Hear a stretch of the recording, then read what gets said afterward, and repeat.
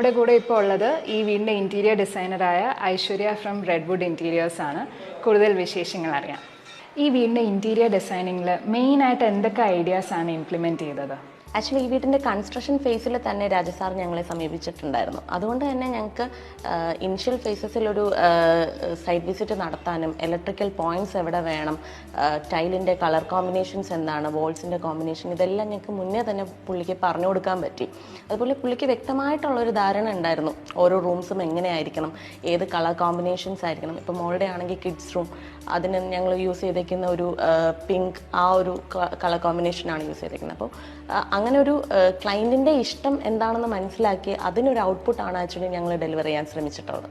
ഈ പ്രോജക്റ്റിൽ യൂസ് ചെയ്തിരിക്കുന്ന മെറ്റീരിയൽസ് എന്തെങ്കിലും സ്പെഷ്യൽ ഗ്രേഡ് ആണോ, അതോ എന്തെങ്കിലും ഡിഫറെൻറ്റ് കൈൻഡ്സ് ഓഫ് മെറ്റീരിയൽസ് ആണോ യൂസ് ചെയ്തിരിക്കുന്നത്? അതെ, ഇവിടെ ആക്ച്വലി നമുക്ക് സിയിൽ നിന്ന് ഒരു 1 കിലോമീറ്റർ മാറിയിട്ടാണ് ഈ ഒരു ബിൽഡിംഗ് ഇരിക്കുന്നത്. സോ അതുകൊണ്ട് തന്നെ നമുക്ക് അത്യാവശ്യം SSLA മെറ്റീരിയൽസ് ഒന്നും യൂസ് ചെയ്യാൻ പറ്റാത്തൊരു സാഹചര്യം ഉണ്ടായിരുന്നു. അതുകൊണ്ട് തന്നെ ഞങ്ങൾ ഇവിടെ യൂസ് ചെയ്തേക്കുന്ന എല്ലാം മറൈൻ പ്ലൈവുഡ് ആണെങ്കിൽ പോലും ഗ്രീൻ എന്ന് പറഞ്ഞ ബ്രാൻഡിൻ്റെ ഗോൾഡ് ആൻഡ് പ്ലാറ്റിനം ആണ് യൂസ് ചെയ്തേക്കുന്നത് ഫുൾ.